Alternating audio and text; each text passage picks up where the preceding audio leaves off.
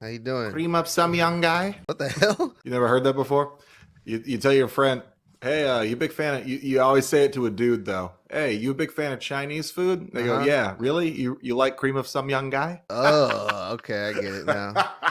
No, I never heard of that one, but I've heard of Bing Chiling. Odd. You call it remember my best friend is 43. So he's got all the dad jokes, but he's also from California, from Long Beach. So he's got all this shit, like he'll be like, "Hey, dropped your pocket." Make you look. Dropped your pocket? Yeah. If you rip one really bad, he'll be like, "That's gonna itch when it dries." Yeah, that's super dad joke. Holy shit. I don't think I'm that bad yet. I don't think so. But then he's in his 40s. I was gonna say I'm almost there. His shit's like early 80s humor. That's funny. What's good, everybody? Welcome to the Snug Wrestling Podcast. It is Thursday night, which means Snug and Bludd one-on-one, where we go over random topics of the week's wrestling news and rumors and updates and all that good stuff. So hit that screen, double tap it, share it, comment, and all that good stuff, because we got a lot of fun stuff to go over today. But before we get into that, Mr. Bludd, we've had one hell of a week this week, haven't we? Yeah, we have. We've had a crazy week. Sorry, I'm copying your sunglasses indoors thing. What do you call it? You're like a pretentious rock star. What do you call it? Had a crazy week, man. A lot of people have a lot of really negative things to say about the main event specifically too. We had our main event recap did really good numbers on Instagram, and a lot of people had grievance with the fact that we are supporters of the main event from Monday Night Raw. We loved it. Yeah. And though there were some moments where there might have been some close calls, maybe a botch or two, we got people calling out saying, "Oh, it's horrible, it's this, it's that." But a lot of that came because of a comparison that was made by someone who had commented, who's another content creator in the wrestling game, who thought that because you had called out your discontent for Johnny Gargano versus Carmelo Hayes' match, because you're not a big Johnny wrestling fan, you got crucified for not realizing the greatness of Johnny wrestling. And this guy tried to call you out and basically say like, "Oh, hey, well, if you're going to say all that shit about how, oh, it took Carmelo forever to beat Johnny Gargano, this, that, and the third, you better say the same thing about CM Punk, versus Braun Breaker." Yeah. So that got a lot of traction, a lot of crazy shit. We also had, we're going to talk about at the end of this video, be the last topic this episode, the last topic we cover, but we had Ricochet, former WWE superstar and pro wrestler Ricochet, who now wrestles for AEW under the same name, comment a series of comments. We had basically a light conversation with him in a video about you and Johnny wrestling, or your thoughts on Johnny wrestling, where he called you out and basically thought that you didn't know ball. And he, along with at that point, 40 or 50 other comments, just nailing you to a cross. And you got a bone to pick with Ricochet, and it's been crazy. Then we also had the son of actor Matthew Broderick's son, who's also on Instagram, his specific verified account on Instagram. He also messaged us on a video, or commented on one of our videos. So it's been an interesting week in wrestling, man. Yeah, we've gotten some good attention. Now, it's not the first time we've had attention from celebrities or professional wrestlers. I mean, soon to be Hall of Famer at some point, Victoria is a friend of the channel. She likes our show. Chris Jericho has commented and viewed our and reshared. So is Omos. So is Karrion Kross, or now known as Killer Kross. We've had interaction with a lot of these people. So, but this is the first time we've had an all-out altercation in the comments with Ricochet, where I was on Ricochet's side, where he was dogging you in defense of Johnny Gargano. So, yeah, man, it's been an interesting week. Good old Rick, huh? Little slick Rick. Yeah, we're gonna talk about him and his goofy ass at some point during the show.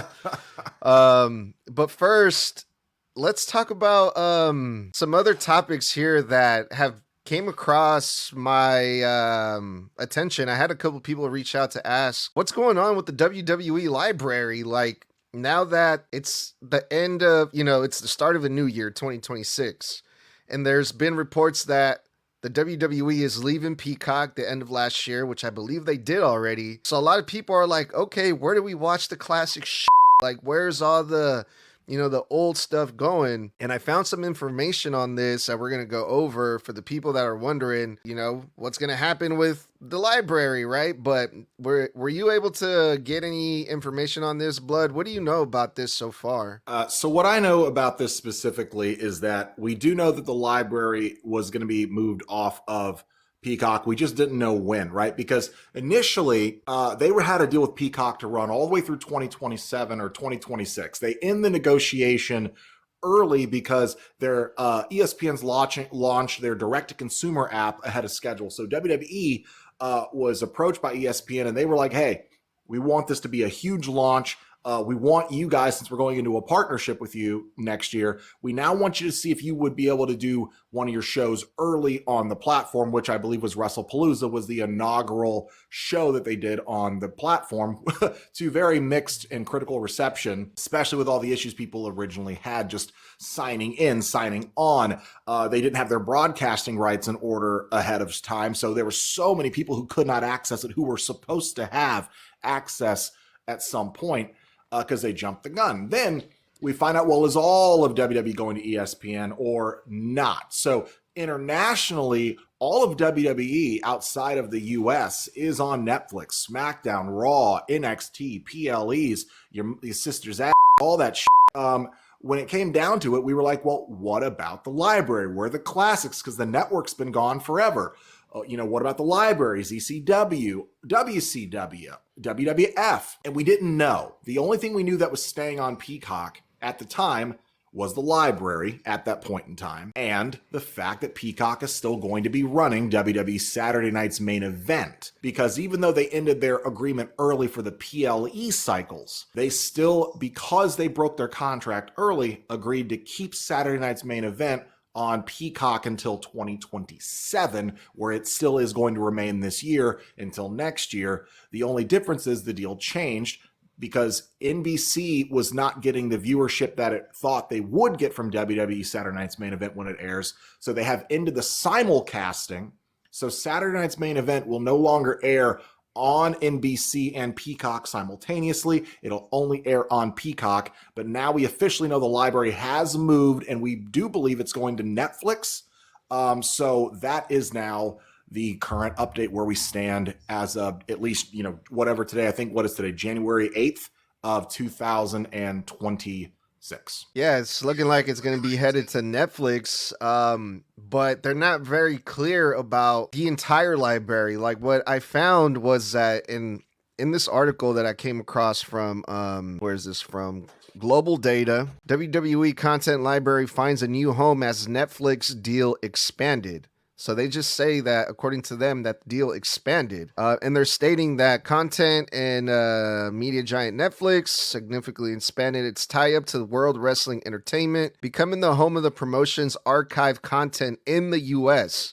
Specifically, Netflix will carry WWE's library of premium live events that took place before September 2025, yes, including WrestleMania, SummerSlam, and Royal Rumble. The deal also covers rights to hold documentaries and original programming. Does that sound to you like it's going to be everything that was on Peacock? Because I didn't get that feeling after reading that. No, that doesn't sound like the library. It sounds, because aside from the comments, we have shout out to Brad in the comments, and shout out to, Brad said, he found it on Netflix yesterday. I saw it a few days ago when I was scrolling through looking for a movie to watch. And for some reason, it just popped up WrestleMania as its own selectable thing in a category. And I clicked on it, and it was just all the WrestleManias done as episodes or seasons in a row.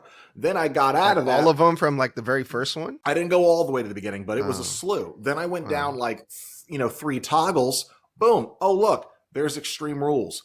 Down a couple toggles. Boom. Oh, there's SummerSlam. And they weren't set up as like, this is like a WWE page. They were like, you click on this box that says this PLE, and then here's all these PLEs of that specific PLE by year. So it doesn't feel like the network or Peacock, where it was like, hey, here's all the WWE podcasts. Here's all the WWE documentaries. Here's all the WWE half-hour specials that air on regular TV. Here's the backstage stuff. It was literally like they had their whole entire library like as an option at the top of the screen for Peacock. Like it was Peacock literally had page. Peacock literally had like the search bar, home. Then it said Peacock stuff, originals, Sports. and then it literally said WWE in its own selectable side category on the window wall. So I don't see that happening on WWE unless you Netflix. click on Netflix. I think you'll have to click on category to get there. But like all the Raws are on the vault. But here's the thing. When I was scrolling 2 or so weeks ago when we were trying to figure out like when they had pre-recorded for the holidays. And I was like, hey, and I texted you, I was like, hey, I know it's pre-recorded, but I can't select it. And you're like, oh, it's not going to be officially live to watch until 8 o'clock my time, 5 o'clock your time. And when I scrolled down, it didn't start me from the previous weeks. It had me all the way back to January 6th of last year, the inaugural episode on Netflix. There was nothing before last year. So I don't know if that's changed in the last 2 weeks, but 2 weeks ago, you could not go back and watch Raws past January 6, 2025. Yeah, that's crazy. And see, I haven't heard anything about NXT either because I believe Peacock would upload the NXT shows the day after it would go live on Tuesday. Like Hulu, yeah. Yeah, so a lot of people that watch NXT would catch it on Peacock because they don't have the CW for whatever reason. I don't have CW, but thankfully I have the VPN and I can watch it on Netflix. But most people that don't have VPNs, they would watch it on Peacock on Wednesdays. And now what are they going to do? Those people are like wondering like, hey, how am I going to watch NXT now? Were you able to see if NXT was on Netflix or nah? No, as far as I know, it hasn't popped up for me. I know the NXT is international.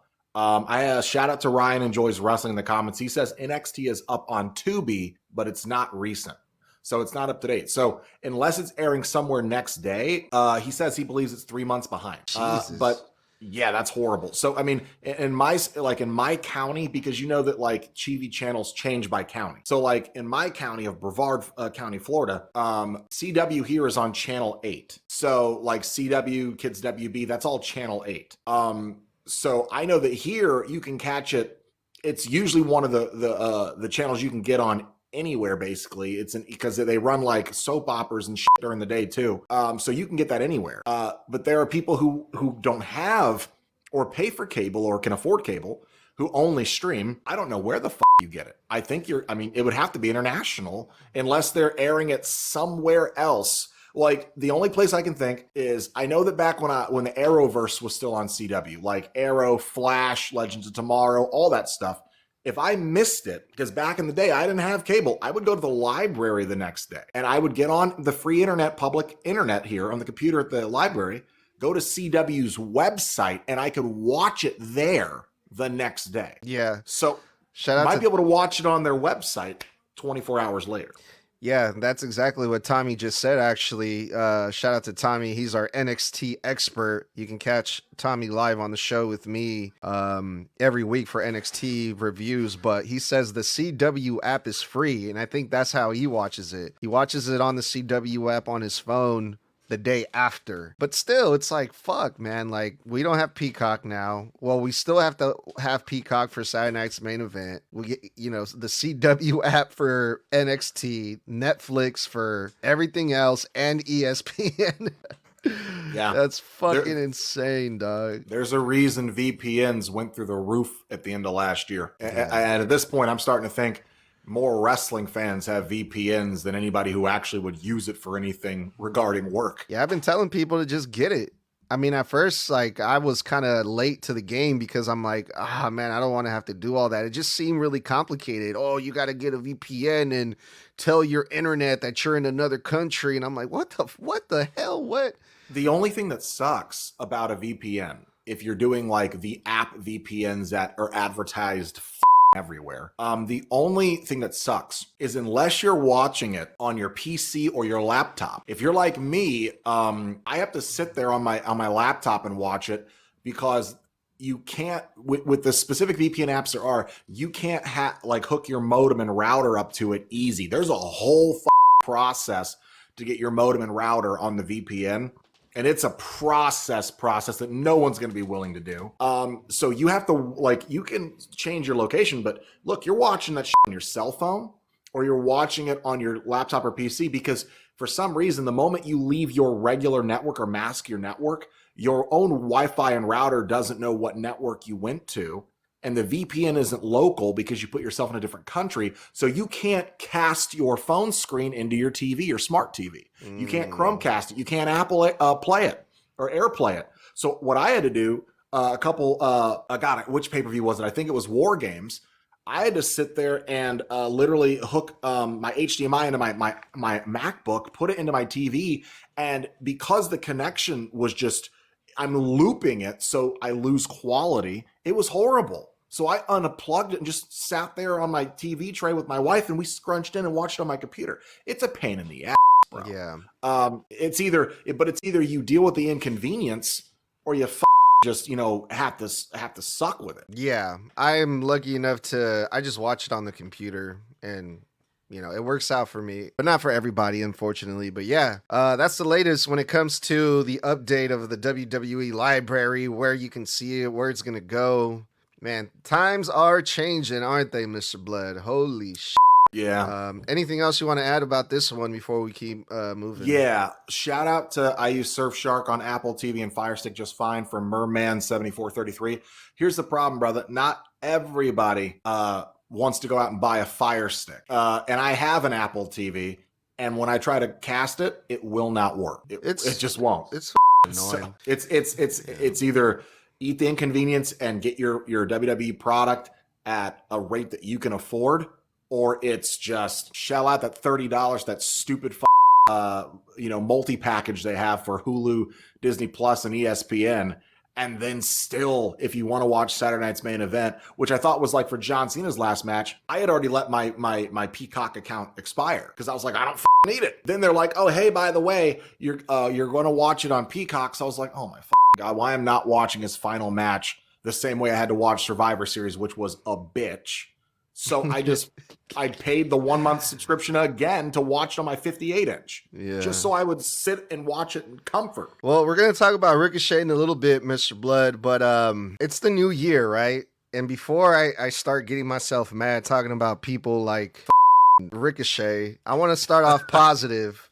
It's the new year. The WWE is headed into a new direction. It's a new era again. Already the beginning of the new year. We're already in a new era. And I want to get your thoughts on what wrestler would you like to see, or wrestlers would you like to see get major push in this new year of 2026? Starting off clean, fresh start, new faces, new champions, new feuds, and just see, what we would like to see in this new year of 2026. How's that sound? It sounds great. WWE's just got to get their head out of their ass with some of their booking. There are a handful of stars that I really want to see get a rocket or a restart or a refresh or a repackage, or get put in a position to where they can succeed. LA Knight, one of the top of my list. Sol Ruca, I want her call up to be an injection of just charisma and adrenaline and excitement into the women's division. Oba Femi's going to be insane, so let's keep him strong when he gets there. Javon Evans, I'm so excited to see what he does in the main roster. I really want to see them take Ludwig Kaiser out of this El Grande Americano gimmick. I want him to be the Ludwig he was when he was with Gunther, but when he was going after the IC title on his own, I want to see him in that position because he's so good, and they put him in a comedy gimmick, and I was like, why? I know Sheamus is winding down. I want to see Sheamus get one last great push. Well, you asked me. Let's slow down. Hold on. Let's try to break these down one by one because we got a good one. All right. And let's see if we can see if this would work in this new year. Shout out to 40th Saint Black 79. They said Chad Gable when he comes back. How about a new and improved, freshly returned Chad Gable from injury getting a major push in the year of 2026? Would you like to see that? I would absolutely love to see him. I'm a massive Chad Gable fan. The problem is the moment he comes back, they're going to throw him back with Ivy and the Creed brothers. The Creed brothers who have had no development in the last 7 months. Even though when Chad left, his exact words to these three backstage was, "When I'm gone, Ivy's in charge. When I come back, I want all the gold with us." And I'm just like, okay, they pushed Ivy for like 2 weeks. The Creed brothers had like 1 or 2 matches on TV, and then we didn't see him on TV for like 4 straight months, and they were brought. I'm like, the 2-week push, I thought we ended that with Vince. So I don't have a lot of confidence in them giving Chad anything great when he comes back, because the moment he comes back, it's going to be him fighting with Ludwig as El Grande Americano, who's the real one. And then it's going to be a whole comedy feud with the blue and red guys. And that's exactly where they're going to pick up. Yeah, man. It's going to be crazy to see where they land when Chad Gable comes back. Like, are they going to stick him in a feud with himself? The former El Grande Americano versus the new and improved Grande Americano or something crazy like that. That's what I'm saying. Like, I mean, LA Knight, when he comes back, I mean, that's a big one for me. That might be the biggest one for me, because he was in the main event scene for the whole last half of last year. And they kept proving that he can get the shit done. He proved that he has what it takes to be in the main event scene and that he belongs there. He showed us time and time again. The internet filled with a bunch of haters. I no longer listen to the IWC. You know, CM Punk made a great point on a podcast he was on this week. And I think you'll appreciate this because you're a massive Punk fan like I am. He was asked, like, is there anybody you think, like, is so great, this, that, third. And he said Jey Uso. He goes, I use Jey Uso as an example, and I'll tell you why. Every night I am battling for top merch seller with only 2 other people, John Cena and Jey Uso. Wow. He goes, you know, when you're in that arena, everybody's eating, everybody's excited, the place explodes for him, and they love him. But you wouldn't know that if you went online, because online, according to the internet, he's the worst wrestler ever. He's the most boring character ever. He can't do it. And CM Punk goes, all those people are stupid. Jay is incredible. He goes, that's why you don't listen to the internet. Yeah. Because the IWC is a small vocal portion. That's why WWE listens to the live audience, because that's the real radar. They're not a bunch of trolls in the building. Because in this day and age, negativity sells better than positivity. It always has, and it always will, because everybody wants to be negative and it gets clicks, because there's either people who are negative who want to relate to the negative or there are people who are positive that get rage baited by the negative. So, and that's just more clicks and views. So when it comes down to it, LA Knight suffers from the same thing that Jay does. LA Knight in a live attendance building, you see him in live, crowd goes insane for him. He gets massive pops. They love him. He's over as with live audiences. You go on the internet, oh, he's washed. He's too old. Oh, he's so sloppy. Oh, he's this. Oh, he's just a catchphrase. Oh, he's just a rock. He should retire. Wannabe. Yeah. And I'm like, that's funny. He should retire. He's moving around better than most of the people in the bracket from the 30s to his 40s. He's like 42. Yeah. He moves around better than most of them. And he's got a better body and a better look and cuts better promos than the majority of everybody in NXT and the majority of everybody else in the main roster. He's that throwback that I keep talking about. He's like Gunther in a sense. He's like an Attitude Era throwback. The guy who can just get on a mic, doesn't need a script, says, hey, hit this point and this point, and this is the point of the promo. And he goes out there and he cuts one, looks at the camera, let me talk to you. And he just cuts this amazing promo like they used to in the 80s and 90s. You know what I'm saying? This is why. Yada, yada. Hell, hey, night. Yeah. And it's perfect. He doesn't sound scripted. I believe him when he talks. No, he's good. You know, he's one of those guys that the internet wants to hate, and I want to see push of the moon. I want to see a world championship on this motherfucker in the next 2 years. Just once. It's going to happen. It's funny that you mentioned that thing about CM Punk saying that, you know, other than Jey Uso and John Cena, those are the 2 guys CM Punk competes with, you know, as far as like top merch seller, because when we did our review of the main event versus Braun Breaker, you know, people were like, oh, I don't believe that CM Punk beat Braun Breaker. He's so old and the match sucked and blah, blah, blah. And I'm just like, bro, like, do you hear the reaction CM Punk still gets, no matter what you think about CM Punk. If he's like, I guess for modern day wrestling, he's not what people are used to seeing anymore.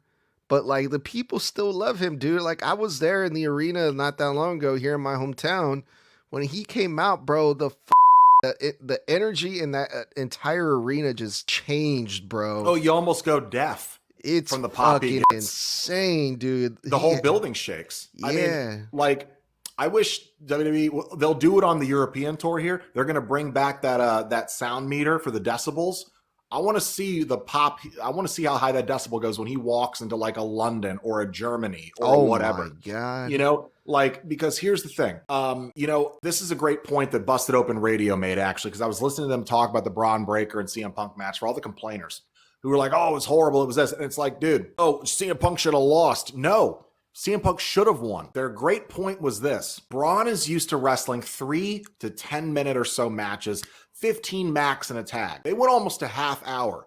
Braun's strengths are an explosive offense and speed and everything else. CM Punk is a veteran with years and years of learning how to pack in his energy, hold back his stamina, and keep himself in the game without blowing up. So, and the commentators kind of hinted at it in the start of the match where they said CM Punk is getting beat up, but CM Punk has to do one thing to beat Breaker. He needs to outlast him. Take the abuse until Braun tires himself out. And that's what he did. CM Punk beat Braun because CM Punk was able to handle a 30-minute match where Braun was getting gassed at the 20-minute mark, and Punk only had to dig a little bit deeper into the reserves he's been building up for 25 plus years, and he outlasted Breaker. He let Breaker make one mistake, that one desperate spear. He kneed him in the face, GTS. And that's why it was smart. Punk won because the veteran used his know-how and just took the abuse. It's kind of like Rocky. You can't beat him straight up, Rocky. You've got to tire him out. So let him wail on you until he is out of energy.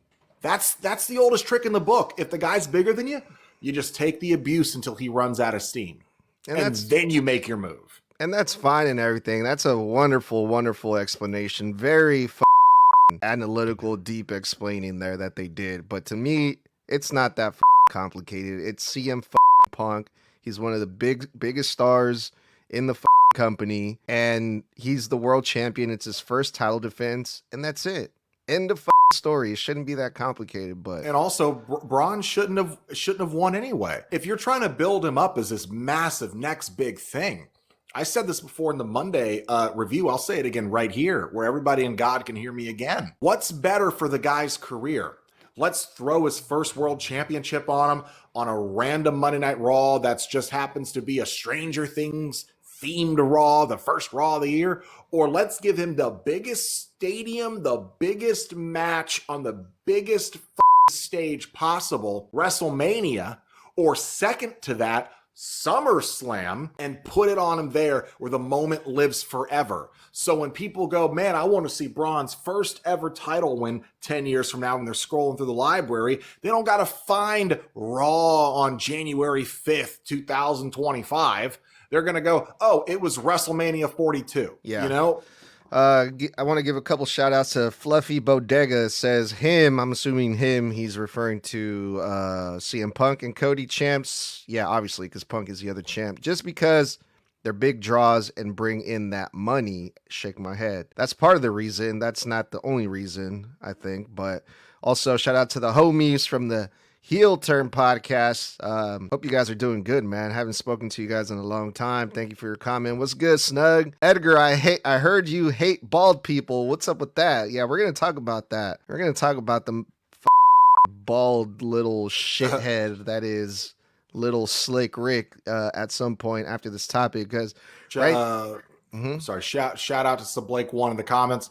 So you think Braun will eventually win on a pay-per-view instead? I think that's the only way you should do it. If he's this big of a deal for the creative, if they're strapping the rocket on him this hard with his own faction, the only way to truly make his first title win as a world champion the biggest you can, it needs to be on a major PLE. It's got to be WrestleMania or it's got to be SummerSlam. It can't be any of the other four. It's got to be those two specifically, in my opinion.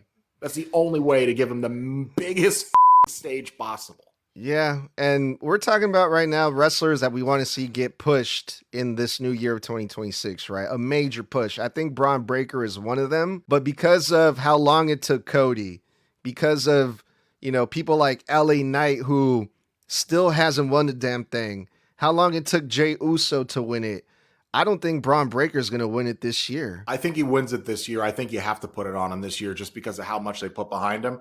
Because eventually, if you keep having him contend and losing, you're going to kill all of his momentum. I mean, he doesn't have to contend, though. But that's the thing. What else is he supposed to do? Seth Rollins is going to come back eventually. Yeah, in about 3.5 months. Yeah. So what stories do you tell with Braun? Who's he go after? I mean, if you're going to have him go after Punk for the next 3 months, that'll get stale at some point if there's no payoff. And it's not like they're going to have the Vision feud with the mid card, because that would really get stale. You didn't throw all those guys together so they could run after the US title. You know what I'm saying? No, but they did get involved with the Lucha guys, Penta. Who was it? And Ray and Dragon Lee. But you can argue that at least two of those men, Ray and Penta, are main event scene. So Dragon Lee, no, but the other two, yeah. And Penta's back, and you're trying to build Penta up too from the last year. You're obviously going to put him in the main event scene too, because remember, he was supposed to win that match that he got injured on when he went up against Solo. He was supposed to win that. So it's one of those things where it's like, you're keeping all your strong players strong, but you're also biding time until your other major players are ready to come back, i.e. Roman, i.e. Seth. Yeah, Roman's going to come back soon too. Yeah. I've read and you can about only hold that off for Braun for so long before fans get bored. And that's the problem. If you make him wait a year until he gets a world title, fans will be like, he should have won it a year ago. Shout out again to 40th Street Black 79. I would love for them to push Bronson Reed. I think that's another good one for this year. Say that one more time. Bronson Reed. He's already in the middle of a massive push. I think they need to put either the tag titles on him and Austin, or a combination of Austin and Logan, and then give Braun the U.S. championship. But I think Braun needs a title. I think it'd be the IC title because they're on Raw. I'm so sorry, I said U.S. championship. Yes. Yeah. So I think, if anything, if we're waiting for a couple of stories, maybe have the Vision kind of have a side story with the Judgment Day, but then we just found out JD's out indefinitely with an injury. And also Dom then also got injured somehow within the last 2 weeks. So again, like, what stories do you tell before the fans get bored? I think it was in his last AAA match where Dom got injured. Yeah, like you got to bring LA Knight back at some point, because that would be a good like holdover feud until we start hitting the full, gas pedal on Mania season for like Chamber and Mania and the Rumbles itself. But like, well, he got written off by Bronson Reed, didn't he? LA Knight. Exactly, he did. But it was him and Logan. So, but when he comes, but I mean, you got to wonder, okay, well, they had their title match on Monday and Punk retained. Is this the end of the feud? Because they've literally been feuding since like August. So it's like, okay, well, we've gone 5 months, and are we going to go another 4? Because if we are, then we're talking a 9-month feud. Braun's already lost his title match once. You got to build for Rumble. If he loses Rumble, okay, you didn't give him the shot there. If he loses the Chamber to call his shot against Punk, okay, well then, you know what I'm saying? Like, you gotta keep him with steam and momentum, because if you cool him off too much, the fans are gonna go, I guess they're giving up on Braun. Oh, failed project. Another failed project. The Vision is pointless, and then he's going to lose fanfare. Yeah. I think you're right. So I think it's safe to say when it comes to Braun Breaker and when it comes to LA Knight, because the reports are that they're planning this huge repackage for LA Knight for the new year. I think those two names, we can say, at least for Monday Night Raw, they're going to get major push in this new year. But let's go over to Friday Night SmackDown and go over some of the names over there and see who we would like to see get pushed in this new year. Aleister Black. Okay. He's not interesting to me anymore. Okay. How about, let's see. Carmelo Hayes is already getting pushed. He's an intercontinental champion. I mean, the U.S. champion. I need more of a push from Ilya. Ilya Dragunov, I think, is one. Yeah. Get him in the world. Get him in the world title scene with Cody at some point. Give me a match with Cody and Ilya. I would salivate for that. That'd be an amazing match. We got a couple more here, a couple more names from 40th Street Black 79 says, this is a good one, actually. What about the Street Profits? I've heard some rumors about the Street Profits. We haven't seen them on TV in a long time. I mean, look, at this point, I love the Street Profits, but they've had like 3 pushes and where they give up on these guys for no reason. They just had that whole like push where they finally regained the tag titles last year and they lost them again. Like at this point, break them up. So you know what I heard from the homie from the SDM podcast? Shout out to Eric Padilla.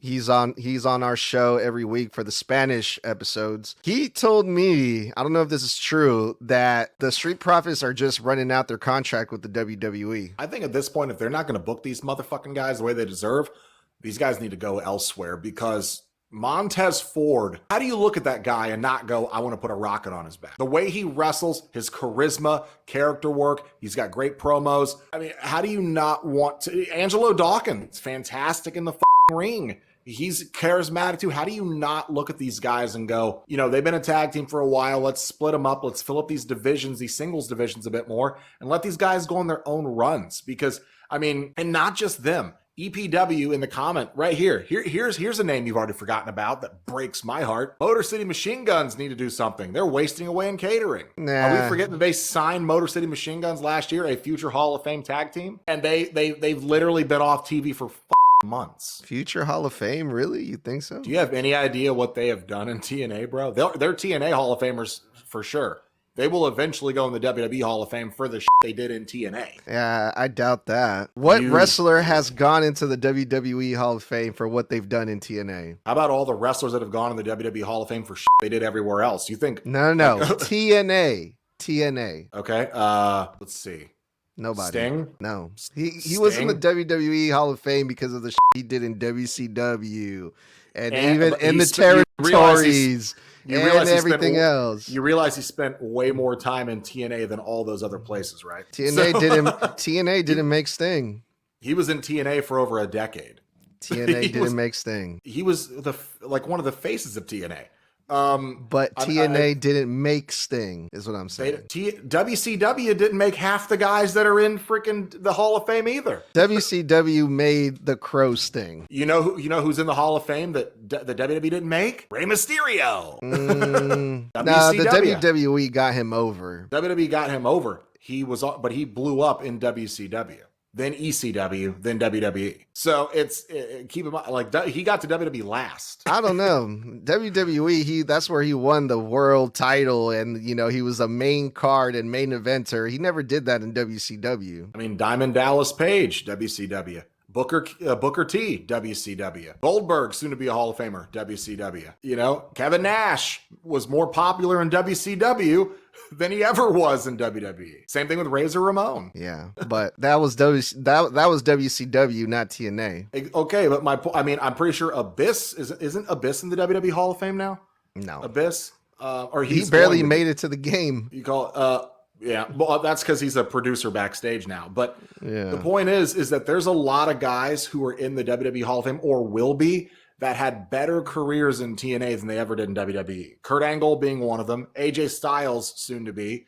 Abyss at some point, I guarantee you will be.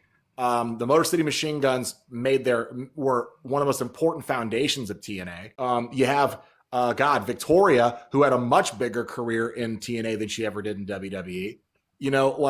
There's a lot of guys. RVD, way bigger in every other company than he ever was in WWE. All right. When it comes to SmackDown and when it comes to the new year of superstars that need to get pushed, all right, in this new year of 2026, I want to see them put the rocket on my boy Kit Wilson. Shut your mouth. Kit Wilson. Don't be toxic, bro. See, fuck that. He's the problem. I'm going to tell you exactly where Kit Wilson racks up because I loved him in Pretty Deadly, because I think they're great wrestlers. I think they had some extremely, extremely underrated tag matches a year and a half ago. Kit Wilson is going to be relegated to this. He is never going to be over. His entrance is over. He's already over, bro. No, his entrance is over. He is not over. He has a popular song. He is not popular. Don't listen to him, big Kit. difference. We love you here in Snug Wrestling, Kit. You my dog, Kit Wilson. Huh.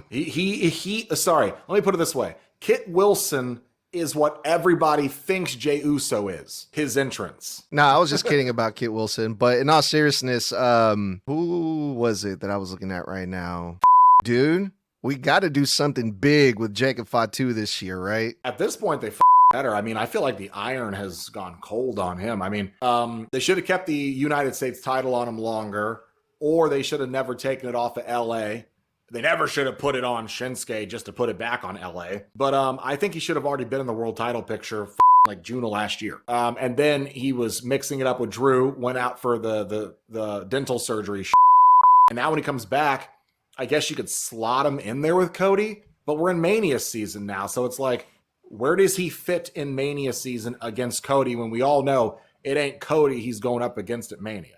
Yeah. All right, Mr. Bludd, I think I'm finally ready to talk about our good friend Ricochet from AEW. Good old Slick Rick. One of the greatest of all time. Stop it, bro. Stop it. All of a sudden, you want to ride his jock, bro, but you've been hating on AEW and everything that he's been doing in AEW ever since.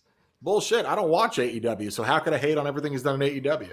You still did. No, because if you remember our shows from last year when he was before he got written off, and he was having those great matches with Ilya Dragunov the year before last year, before Dragunov got injured, before they wrote him off of TV with Braun Breaker, I believe it was, or putting him through a car or against the freaking, like they wrote him off TV. He was having insane matches with Ilya. Him and Ilya going up against Braun was some of the best shit on Monday Night Raw. Here we go. I've always been a fan of Ricochet. Always. I've seen some of his shit in TNA. He puts his foot in his mouth a lot online, but at the end of the day, dude is wildly talented and athletic. And if people don't see that, you're blind. I have not one time seen a Ricochet match and said, wow, that was such a good match. Then go back and watch the he did then go back and watch his matches against Ilya. I would rather do anything else but that. You are missing out, bro, because they were over as a year and a half ago. They were getting the best reactions of the night, week in and week out, over and over again, all over the mid card. They were doing insane shit a year and a half ago. I don't think we were watching the same show. You must have not have been watching it all. Oh, brother. This guy stinks. So this guy, first of all, we weren't even talking about AEW or anything that has to do with Ricochet at all whatsoever. We were going over the match between Carmelo Hayes and Johnny Gargano from last week, I believe, on Friday Night SmackDown, or the week before. I can't remember. The Carmelo versus Gargano was, I think it was last week. It was last Friday. Yeah. Yeah. And, I gave my honest opinion on the match. I didn't like how Carmelo Hayes took forever to defeat Johnny Gargano because I don't think Johnny Gargano is that good to go 50-50 in a 20-minute match with the newly crowned United States champion. And, obviously, you didn't agree, which is okay. A lot of people didn't agree. Fine. I'm not a Johnny Gargano fan. Never have been. Never will be. I don't think that highly of him like most people do. But that's just my opinion. The comments are coming in. What? And then this other person, Johnny Gargano's slander in 2026 is wild. Another one. Have you seen Gargano when he was on NXT Black and Gold? Another one. That match was lit as fuck. Okay. Black and Gold was like what? Over 10 years ago, right? It ended in that era ended in 2015, but it was Gargano that put it on the map. So, okay, I just don't believe that something that Johnny Gargano did 10 years ago, it doesn't make a difference to me now in the year of 2026. Well, the stuff he was doing 2 years ago when they brought him up to the main roster, he was on a straight 2-month win streak, having insane matches with everybody. I mean, he was getting standing ovations when he came up to Raw. I don't remember any of these things that you're even referring to. What? It's literally standing ovations. Do you remember when they had Tommaso Ciampa? Can we just be for real for like 2 minutes, bro? I'm giving you the exact chronological timeline. Do you not remember when Tommaso Ciampa was partnered with The Miz? No. Okay, then that tells me you weren't paying attention. There was a long time where Ciampa was the tag partner and manager of The Miz. That was the exact same time Gargano was up there tearing it up on the main roster when he got called up. It was the exact same time. If no one remembers that, this is about two and a half years ago. Then Ciampa gets injured, goes out for a long time, and The Miz, because it went on for a long while. But Gargano, when he got called up, they put a rocket on his back for damn near 2.5, 3 months. But then the person he was in the story with got injured, so then he was on and off TV, on and off. Fair enough. So we did that video, got lots of hits, lots of comments, lots of likes, whatever, blah blah blah. Ricochet commented on it, and at first I thought I was tripping. I'm like, this is a fake account, but no, it was Ricochet's account, his real account, and he says, "Your opinions on wrestling suck," and I'm like, what the fuck? I'm like, what the hell? And then I realized, I was like, oh, that's his boy. Johnny Gargano is his boy. They go way back to NXT or whatever. So, okay, now I get it, right? So like, I was happy the fact that we got a comment from, despite how I feel about good old Slick Rick, you know, he's a big name in wrestling. He commented on her shit. Cool. I'm honored. And I literally told him that I'm honored, right? Because I didn't want to be a uneducated no matter what he said.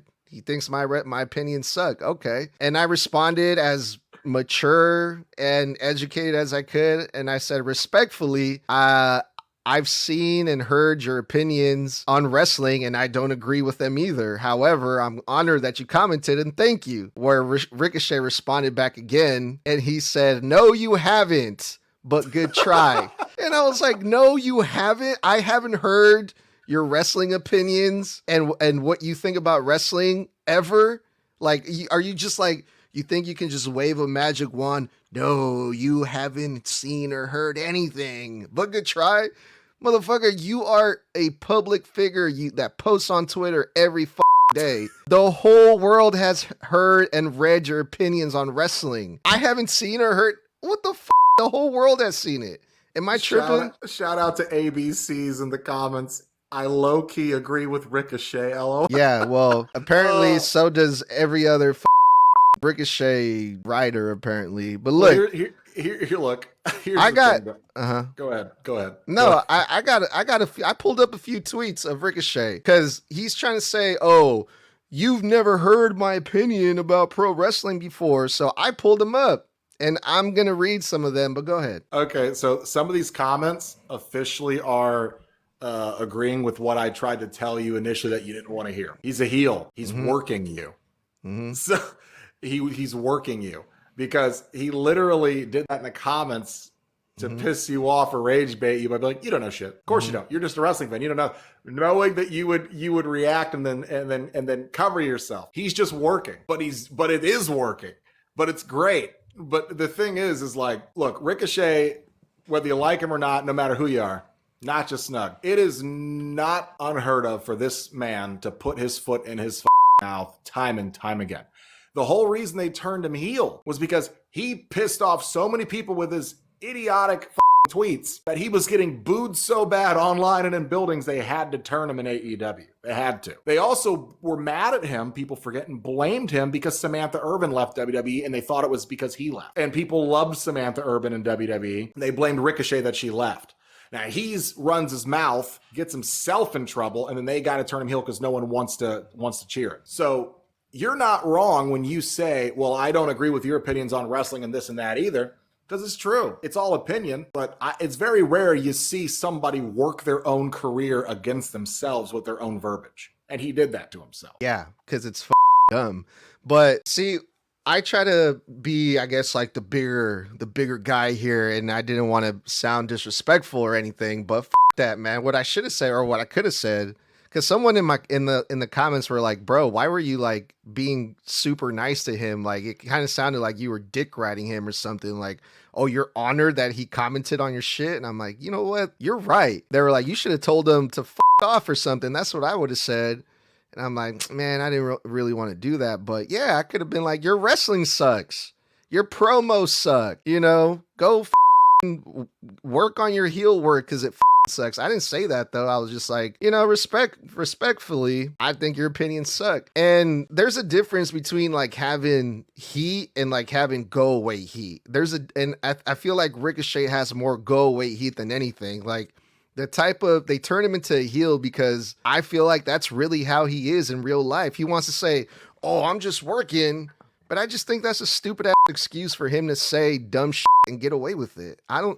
When the shit that he says doesn't feel or seem like a work. It just seems a lot of people do feel like he comes off genuinely pretentious. Like he's like a mark for himself, as they say in the business.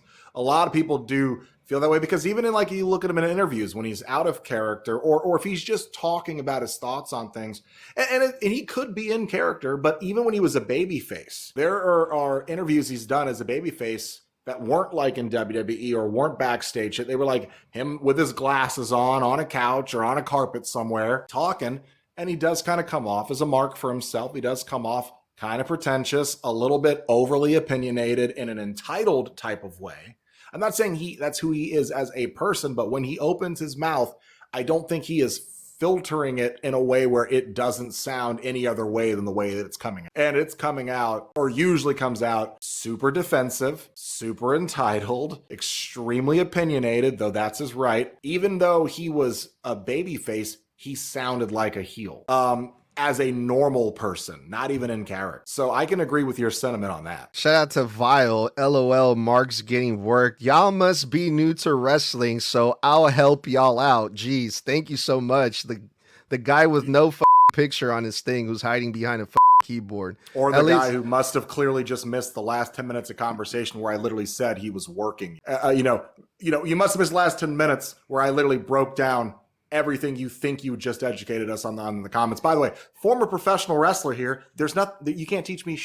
Workers never stop working. Wow, that's some groundbreaking stuff there. Some shit I already said. I think you just described every wrestler ever. Saffron City says. Welcome to the conversation. Yeah.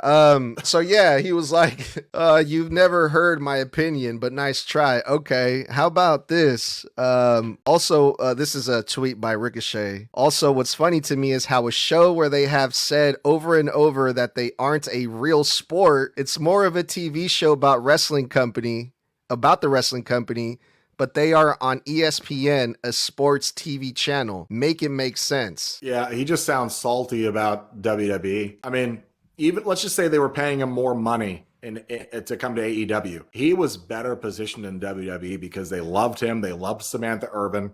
Eventually, he could have negotiated for more money. When he left, he was in the middle of a very big promo with someone, program with someone who is now just had a world title match on Monday in that of Braun Breaker.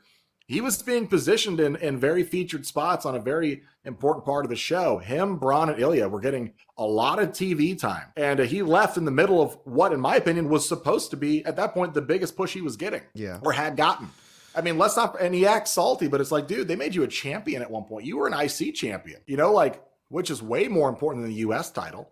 It's not like they didn't give you I mean, they gave you that huge moment with Logan Paul at the Royal Rumble. It's not like they did not make sure that people knew how incredible the guy was, because WWE definitely did. I mean, he's an AEW getting sunned and big broed by Bobby Lashley every 5 seconds when he first got into the company. Yeah, and then do you remember the recent little Twitter war he got into with Javon Evans? Did you hear about that? Yeah. And he thought that he shut Javon down, and it was like, bro. Yeah. What was he saying? Also, what did he say? Oh, brother, I was learning from Shawn Michaels when you were like 12, then went on to become multiple-time champion. Let me know when you win one, little boy. Oh, yeah. If Tony asked me, I'd definitely beat your ass. is how he wrote it. Also, just by simply mentioning my name, this is your most engaged with post. You're welcome for the exposure, kid. Yeah, Ricochet. Well, at that point, I'd say Ricochet is half healing and half actually salty. Because look, if you're healing, that's one thing. When you start like going and attacking someone's career when you know that they're like a blue chipper and they're coming up, I don't understand what that does for you, because you're literally just picking on someone who's new in the industry, as if that does anything for you. I mean, that'd be like me with 134,000 followers going over to someone who just said something I didn't like in my comment section, clicking on their page, then coming back and making a whole video about how you only got 206 followers and you think you can talk to me? You know, like, yeah. No, bro, I'm not better than you. I just have better engagement. There's a difference. And this one, I think this has got to be a first. I don't think I've ever seen a male pro wrestler compare their skills and ability to a female pro wrestler ever before, and actually like were serious about it when he compared himself to Io Sky. Do you remember that? Oh, Io Sky. Walks him. I'm not saying she's not amazing. She 100% is, but I can do everything in caps she can, probably even better. That's because your entire moveset is gymnastic That woman is a full-blown, real, hard-hitting, technical style wrestler. If you put Ricochet in a fist fight with Io Sky, I got my money on Io, because she spent the first half of her career doing strong style wrestling in Japan, where she was getting dropped on her neck. Shoot, you're protected in WWE rings and AEW rings, homie. That girl was getting hit in the face every night for months. She can't do what I am capable of. Maybe not even half. See, again, I think Io in a straight up fist fight would beat his ass. But hey, I've never heard or read his opinion on wrestling ever, right? No, you haven't, but we tried. I don't know how you compare yourself to Io. Io is one of the best in the she's one of the best in her generation. And the only reason you can do everything she can do, brother, is because you are an actual high flyer. She's a technical high flyer. She's a technical mat wrestler. I have almost never seen Ricochet do a full technical wrestling match. And the last one I'm going to read here is someone on Twitter by the name of Guy the Bad Magician posted, "My favorite part is we all know if someone like Roman or The Rock went to AEW, they would be instant star running the company." And Ricochet responded to that, "I'd have them in catering in a week." I don't know what that means. Ricochet said he'd have The Rock and Roman in catering in a week. Okay, that right there is full blown. He's in character there, because he knows he doesn't believe that. That one's full blown character. Because if he was, let's just say he was genuine about that hypothetically. If the AEW somehow managed to sign The Rock, they would have to fire half their roster to pay his salary. Ricochet would be in the list of people that got fired to pay The Rock's salary, because that boy, ain't no way AEW ever signs Roman or The Rock for less than $15 million a year, because that's what Roman makes now with all of his downside guarantees and merch and his gate percentages on top of his yearly contract in WWE right now is an estimated $15 million. So how much do you think The Rock makes? So, I know that is 100% in character, because there's no way in hell he believes that. There's no way. I lied. I had one more, and I swear this really is the last one. And tell me what, your thoughts on this, Mr. Bludd. This one was posted after the WrestlePalooza, the first PLE on ESPN, right? Where they got graded I think they got like a C+. Yeah. It was a C+. And Ricochet immediately posted after this and said, "I know our show was way better than a C." That's funny, because it didn't even do, I think like 60% of the viewership in our ratings at that. Here's the thing about, AEW that people need to understand. AEW could have an entire show filled with 5-star matches. All WWE has to do is have one Saturday night's main event with John Cena on it, and it clears 2 weeks worth of Dynamite viewership. Not even only because of one guy. Not even a whole roster of stars. One guy, in that of John Cena's merch sales for that night probably did more business than the gate that AEW has for one Dynamite. Yeah. So yeah, that was my my little rant after that, because I'm like, he says I haven't seen or read any of his opinions on wrestling. That's wild. The whole world has seen him. Some of those I'm going to say he's in character for, because Yeah. he knows that they're so outrageous they're going to piss off the marks who don't know how to separate kayfabe from shoot. So, and that's where he's getting his bread and butter. He's pissing off the marks who I know the business but still get rage baited by shit that's like shoot or in kayfabe, and they don't know. I don't even think he knows the difference. That's the point I'm trying to make. I don't think he knows the difference. I think he's genuinely this just believes his own shit. Like, that's how ignorant I think he really is. I don't think he actually knows the difference either. So I think that when you get like the Javon thing, I think like that's where he gets genuinely flustered, and then he blurs the line and then misses it and goes over because he gets actually heated and doesn't realize he's heated till he's already hit post. You know, because I genuinely think at that point, I think Javon actually worked him into a shoot. So, that's crazy. But I think he's in character for some of it, for a good amount of it. But I genuinely think he does strike me as one of those guys that if his blood boils too much, he works himself into a shoot for sure. He gives that energy. Yeah, but either way, it was fun. You know, it helped us a lot in our numbers after Ricochet jumped on the comments. You know, so I'm grateful for that. And I am going to be at AEW in Sacramento in February, so that's going to be fun. Make a sign for the podcast. Here you go. Follow Snug Wrestling. Maybe, yeah. You should go to a meet and greet after if Ricochet is there for an autograph. You should have, like, if your wife goes, have her videoing you doing a face-to-face. Hey, finally get to see you face-to-face. We had a conversation in my comments. That would be... I want to see the conversation. That would be cool, man. That would be cool. If you could set that up. Hey, can I interview you? We argued in my comment section on my podcast. You said I didn't know shit about wrestling. Let me tell you what I thought about you tonight on the show. Oh, wait. Watch them not book him that night. Oh, wait, you weren't on the show. Yeah, that's what, because I don't think AEW considers Sacramento of all places like a big wrestling town or whatever. So I wouldn't be surprised if he doesn't show up. I would think Cali still makes a shit ton of money though, because you guys, your cost of living over there is really heavy in Cali. So I would imagine that it's good business for them just for the price they can get for tickets there. Well, they came back. This is the second year in a row that they're here. So, I mean, I guess that's good that, you know, they wouldn't come back if the crowd wasn't here for it. So, yeah, man. California likes wrestling. So, but yeah, that's what happened with good old Slick Rick, man. Funny stuff, dude. So Slick Rick. Yeah.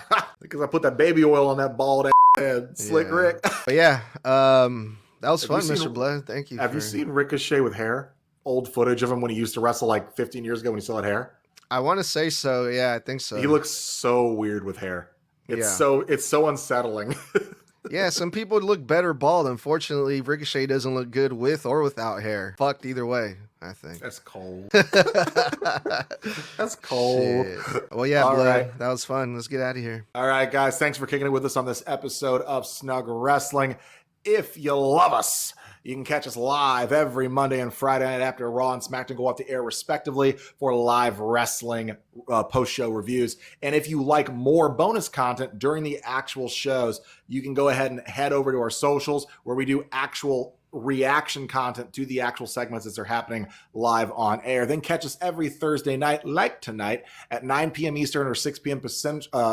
Central on TikTok Live, where we do random wrestling topics for an hour, answer your fan questions live, and also go over some more interesting topics on these evenings like tonight. So make sure to kick it with us. And, until next time, stay safe, stay savage, stay snug, and we'll see you on YouTube, Twitter, or X, whatever you're going to call it, and Facebook Live tomorrow night for the post-show SmackDown review. Peace. Out.